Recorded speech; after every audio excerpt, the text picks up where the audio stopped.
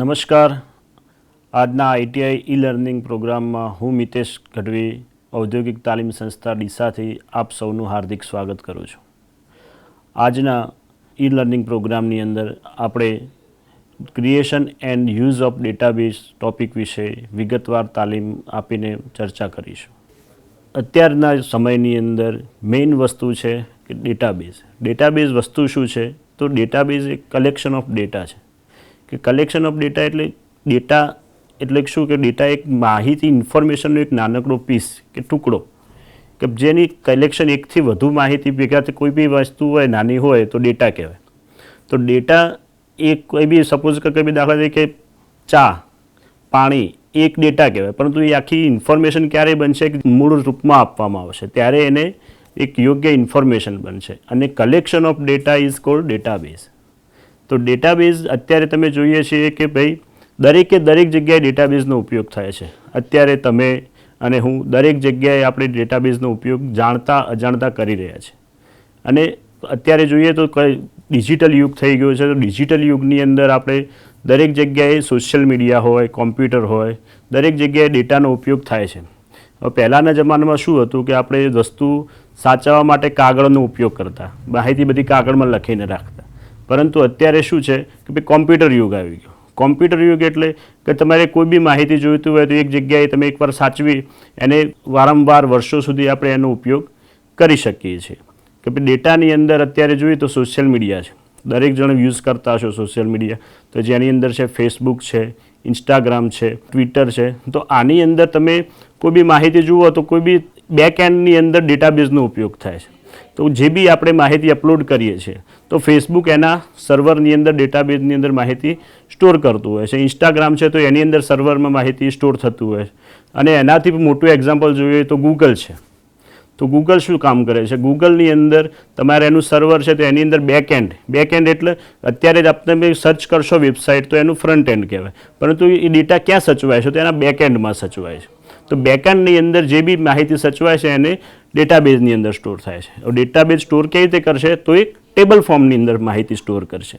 દાખલા તરીકે કોઈ બી ડેટા છે તો એનું સિરિયલ નંબર આવ્યો, એનું નામ આવ્યું. તમારી આઈટીઆઈની અંદર ઓફિસ હશે, પછી ફોરમેન ઓફિસ હશે, પછી ક્લેરિકલ ઓફિસ હશે, પ્રિન્સિપાલ સર હશે, અને અલગ અલગ વિવિધ પ્રકારના ટ્રેડ હશે કે જેની અંદર કોપા ટ્રેડ છે. કોપા ટ્રેડનું એક્ઝામ્પલ લઈએ તો કોપા ટ્રેડની અંદર આપણે જોઈએ છીએ કે ભાઈ તમારા તાલીમાર્થીઓની માહિતી છે તો તાલીમાર્થીનું નામ આવી ગયું, મોબાઈલ નંબર આવી ગયો, એનું એડ્રેસ આવી ગયું. તો આ બધા અલગ અલગ ટેબલની અંદર માહિતી સ્ટોર કરીએ છીએ. તો આ શું છે? Collection of data, that is called database. હવે આ ડેટાબેઝની અંદર તમે જે એનું હેડિંગ આવશે, હેડિંગની અંદર એના અલગ અલગ રો આવશે, તો રોની અંદર એની ડેટા સ્ટોર થાય છે. તો આ જ તમે આપણે કોમ્પ્યુટરમાં ડેટા સ્ટોર કરવા માટે કઈ રીતે પ્રોસેસ કરવાની હોય છે તો એ આપણે આજે પ્રેક્ટિકલની અંદર વિગતવાર જોઈશું. તો આજે આપણે જે ડેટાબેઝ ટોપિક છે creation and use of database A topic વિશે આપણે વિગતવાર પ્રેક્ટિકલી ચર્ચા કરીશું. તો એના માટે આપણે સૌપ્રથમ કોઈ બી કોમ્પ્યુટર છે તો કોમ્પ્યુટરની અંદર એનું પ્રોપર વાયરિંગ જરૂરી હોય છે. વાયરિંગની સાથે સાથે એને પ્રોપર વોલ્ટેજ મળતા હોવા જોઈએ, જે 230 વોલ્ટેજની જરૂરિયાત હોય છે.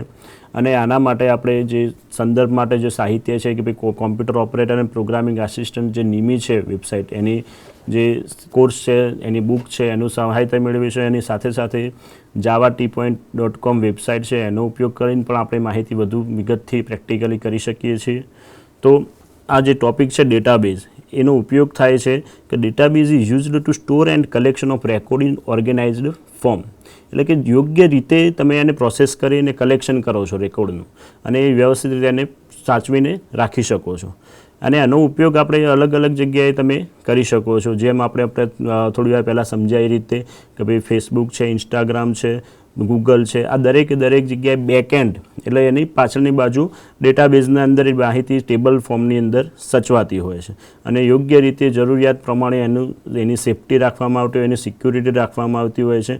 અને એની સાથે સાથે એની કોઈ બી ઓથોરાઇઝ યુઝર તેનો યુઝ કરી શકે એના માટે એનું સિક્યુરિટી પર્પઝ તેના માટે એની DDL, DML અને DCL જે કમાન્ડ છે એ કમાન્ડનો ઉપયોગ કરીને એના ઉપર બધી પ્રોસેસ કરવામાં આવતી હોય છે.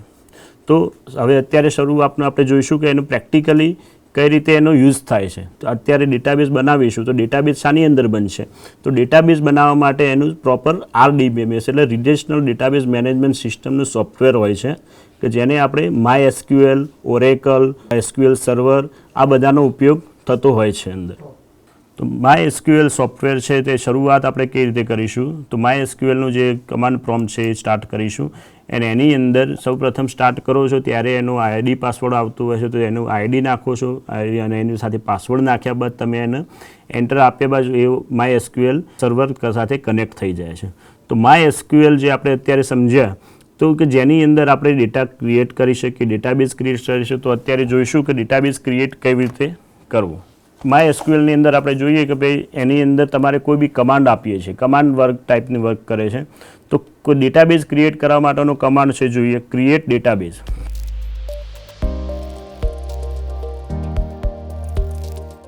અને એની સાથે તમારે જે ડેટાબેઝનું નામ આપવું હોય એ નામ તમે આપણે આપી શકો છો.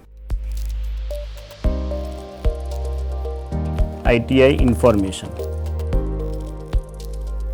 અને સાથે સાથે કમાન્ડ પૂરો ક્યારે થશે? જ્યારે તેની સાથે આપણે સેમિકોલન આપશું અને ત્યારબાદ આપણે એન્ટર આપીશું. તો તેમાં લખેલું છે ક્વેરી ઓકે 1 રો અફેક્ટેડ. એટલે આનો મતલબ કે તમારે કોઈ એરર આવેલ નથી અને તમે જે ડેટાબેઝ ક્રિએટ કર્યો એ સક્સેસફુલી એના સર્વરની અંદર ક્રિએટ થઈ ગયેલું છે. હવે આપણે જે ડેટાબેઝ ક્રિએટ કર્યો તો એ થયો છે કે નથી, આપણે એનું કોઈ બી વસ્તુ આપણે કરતા હોય તો એનું પ્રૂફ તો આપણે જોઈતા જ હોય છે. તો અહીંયા આપણે ચેક કરીએ છીએ કે ડેટાબેઝ ક્રિએટ થયો છે કે નથી થયો. તો એના માટેનો કમાન્ડ છે શો ડેટાબેઝ, SHOW શો ડેટાબેઝિસ. એટલે તમારે જે ડેટાબેઝિસ જેટલા પણ હશે બધા અંદર બતાવશે, સાથે સાથે એનું સેમિકોલન આપવું પડશે. તો અહીંયા ડેટાબેઝનું આખું લિસ્ટ બની ગયું કે ભાઈ information schema ITI information, MySQL performance schema SYS. આ 4 પ્રકાર કે 5 પ્રકારના ડેટાબેઝ અહીંયા અવેલેબલ છે જેની અંદર આપણે ITI ઇન્ફોર્મેશનનો ડેટાબેઝ બનાવ્યો હતો. તો એ ડેટાબેઝ પણ અહીંયા તમને દેખવા મળી શકે છે. હવે તમને એ પ્રશ્ન થશે કે ITI ઇન્ફોર્મેશન છે, ઇન્ફોર્મેશન સ્કીમા છે, તો આપણે આની અંદરથી ટેબલ બનાવવાનું છે તો ટેબલ આપણે કઈ રીતે બનાવીશું? તો એના માટે આપણે એમાં જોવાનું હોય છે કે ભાઈ તમારે કયો ડેટાબેઝ યુઝ કરવો છે, બરાબર? તો યુઝ ડેટાબેઝ તમે કરવા માટે એનો શું કમાન્ડ છે? દરેકે દરેક વસ્તુ અહીંયા કમાન્ડથી થશે. તો એના માટેનો તમારે લખવાનું યુઝ ડેટાબેઝનું નામ આપવું પડશે. તો ડેટાબેઝનું નામ આપશો એટલે અત્યારે તમારે જે ડેટાબેઝમાં જે પણ ટેબલ બનાવશો, ક્રિએટ કરશો, ટેબલ બીજાની અંદર પ્રાઇમરી કી આપશો, ફોરેન કી આપશો અને જે બી સિન્ટેક્સ આપશો એ બધી બધું ડેટા જે છે MySQL કે તમે જે ડેટાબેઝ સિલેક્ટ કર્યું છે એની અંદર એ માહિતી બધી સ્ટોર થશે, બરાબર? એના પછી બીજું આપણે જોયું કે ભાઈ ડેટાબેઝને ડ્રોપ કરવો છે. તો ડ્રોપ કરવા માટે તમારે એનો કમાન્ડ છે ડ્રોપ ડેટાબેઝ. ડ્રોપ ડેટાબેઝ અને ડ્રોપ ડેટાબેઝનું નામ. તો એ રીતે તમે જે ડેટાબેઝ બનાવ્યો છે ડ્રોપ એટલે ડિલીટ કરો છે. તો તમારું જે સર્વર છે એની અંદરથી ડેટાબેઝ ડિલીટ થઈ જશે. અને એના પછી બીજો કમાન્ડ જોયો કે શો ડેટાબેઝ, કે તમે કેટલા ડેટાબેઝ ક્રિએટ કર્યા છે. તો એ શો ડેટાબેઝ તમે કમાન્ડ આપશો. પહેલાં શરૂઆતની અંદર 5 ડેટાબેઝ બનાવતા હતા કે ભાઈ આપણે ITI ઇન્ફોર્મેશનનું બનાવ્યું, પણ અત્યારે શું કર્યું આપણે ડેટાબેઝ ડિલીટ કરી દીધું. એટલે લિસ્ટને અંદરથી ડેટાબેઝનું જે ડિલીટ છે એ વસ્તુ ડિલીટ થઈ ગઈ. એના સિવાયના જે ડેટાબેઝ છે એ અત્યારે અહીંયા દેખાડશે. તો આજના આપણે ટૉપિકની અંદર માહિતી શીખ્યા કે જેની અંદર આપણે ડેટાબેઝ કેવી રીતે બનાવવો, ડેટા શું કહેવાય, ડેટાબેઝનો ઉપયોગ કઈ કઈ જગ્યાએ થાય છે. તો એમાં એક્ઝામ્પલ આપણે જોયા કે ફેસબુક છે, ગૂગલ છે, ઇન્સ્ટાગ્રામ છે, આપણી ઓફિસ છે, આપણી ITI છે, આપણા ટ્રેડ છે, તો એની બધી માહિતી છે.